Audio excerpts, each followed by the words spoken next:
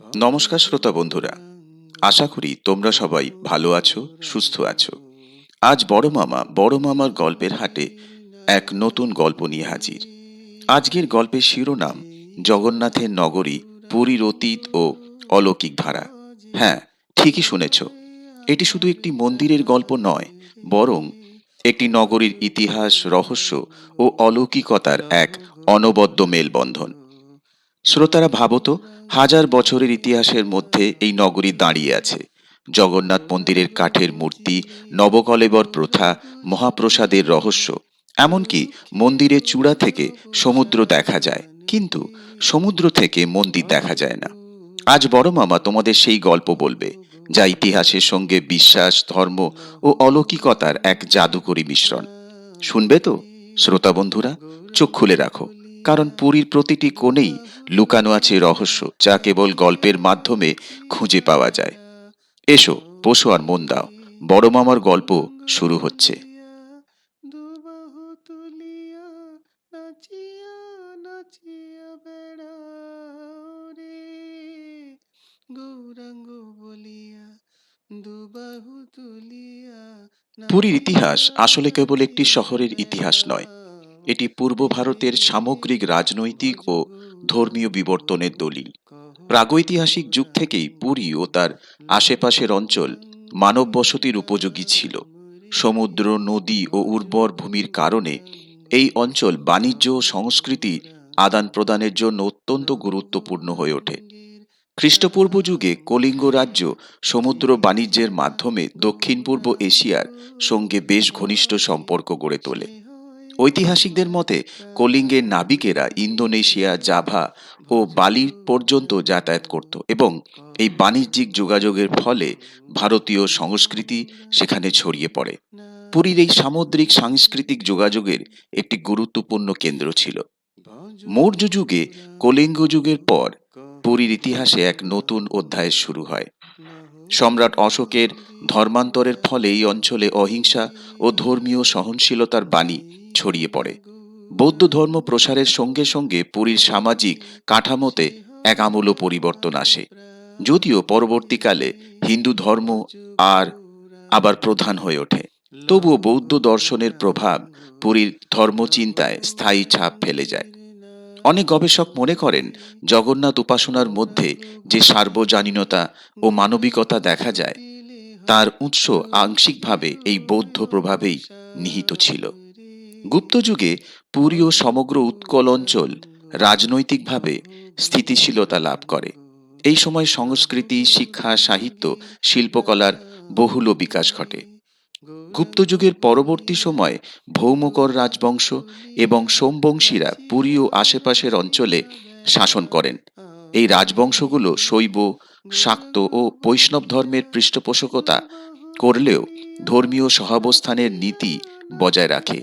এর ফলেই পুরী একটি বহুধর্মীয় ও বহু সাংস্কৃতিক কেন্দ্র হিসাবে গড়ে ওঠে।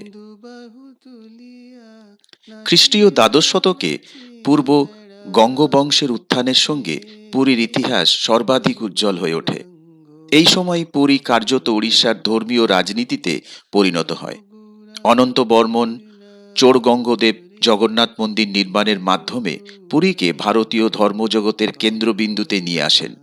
তাঁর উত্তরসূরিরা মন্দিরের প্রশাসন, ভূমিদান ও উৎসব ব্যবস্থার মাধ্যমে জগন্নাথ সংস্কৃতিকে আরও সুদৃঢ় করেন। এই সময় পুরীর মন্দির কেন্দ্রিক অর্থনীতি গড়ে ওঠে, যেখানে কৃষক, শিল্পী, পুরোহিত ও সাধারণ মানুষ প্রত্যক্ষ বা পরোক্ষভাবে যুক্ত ছিলেন। মধ্যযুগে পুরীর ইতিহাস ছিল অস্থিরতা ও স্থিতির এক মিশ্রণ কাহিনী। একদিকে হিন্দু রাজাদের পৃষ্ঠপোষকতা, অন্যদিকে মুসলিম আক্রমণের আশঙ্কা। এই দ্বন্দ্বের মধ্য দিয়েই পুরী তার অস্তিত্ব বজায় রাখে। কালা পাহাড়ের আক্রমণ পুরীর ইতিহাসে এক গভীর ক্ষত সৃষ্টি করলেও জগন্নাথ উপাসনার ধারাবাহিকতা কখনো ভেঙে পড়েনি।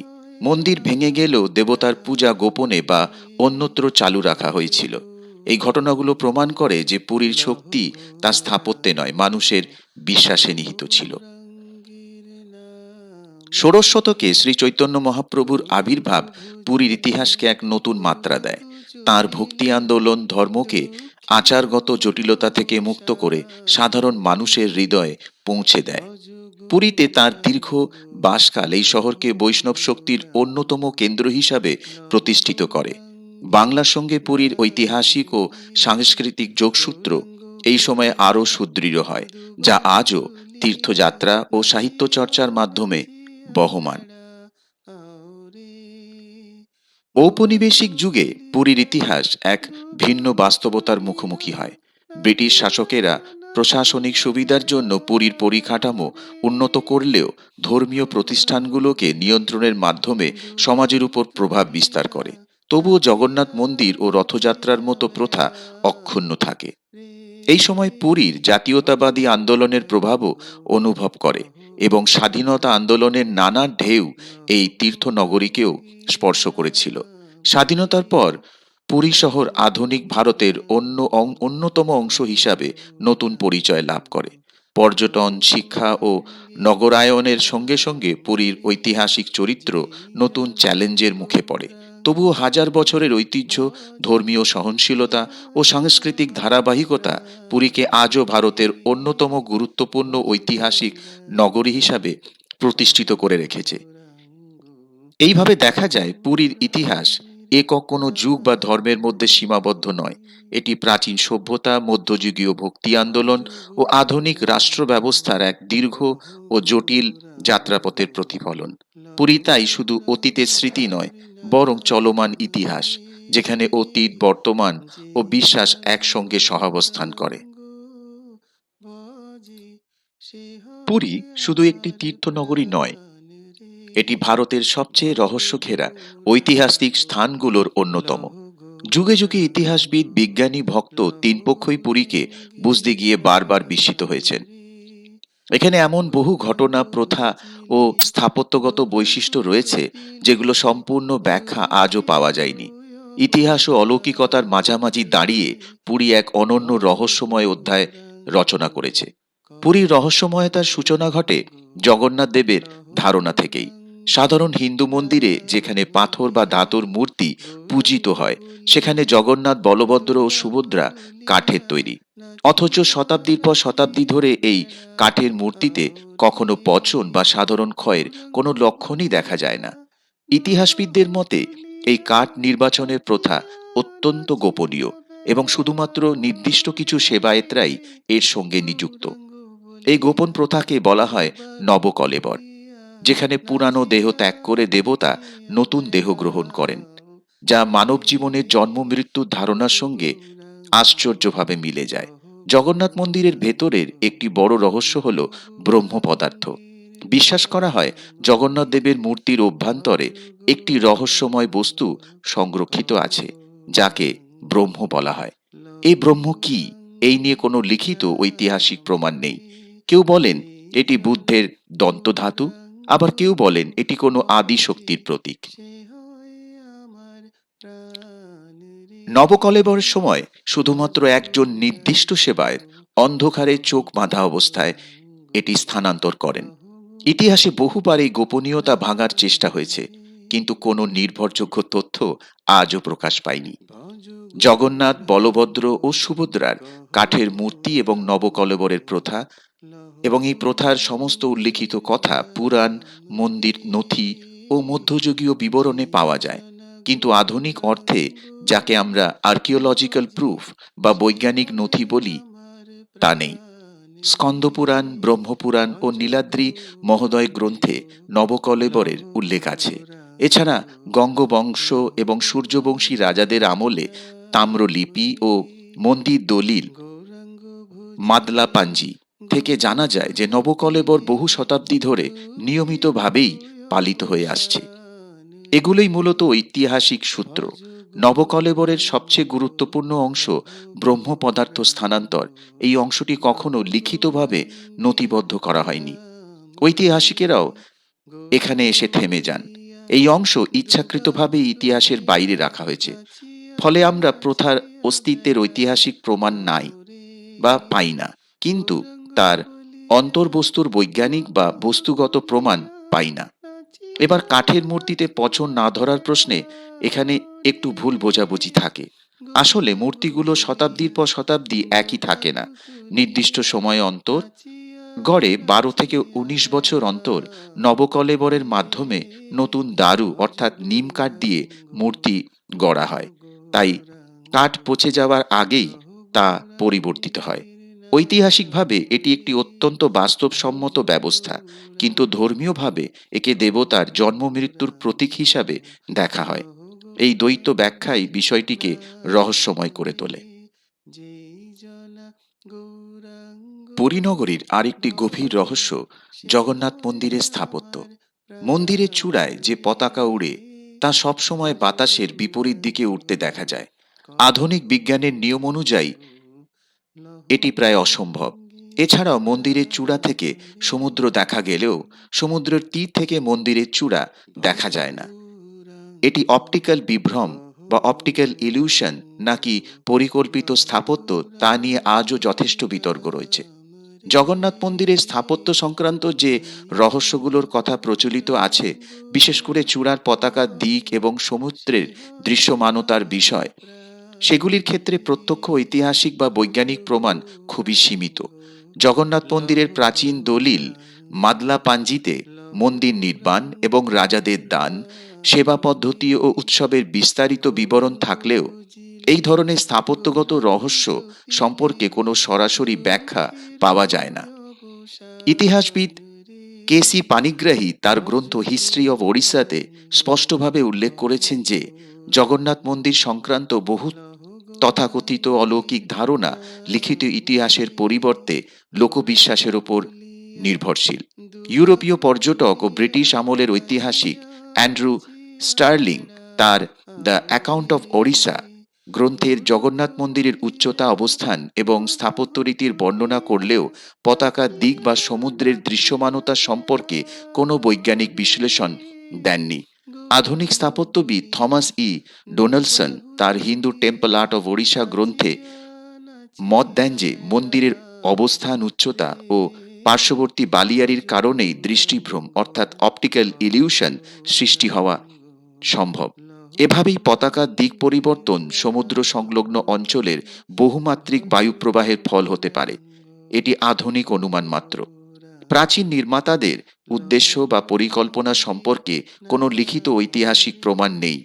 অতএব বলা যায় এই বিষয়গুলো ঐতিহাসিকভাবে প্রমাণিত সত্য নয়, বরং ইতিহাস, লোককথা ও পর্যবেক্ষণের সমন্বয়ে গঠিত পুরীর রহস্যময় ঐতিহ্যের একটি গুরুত্বপূর্ণ অংশ।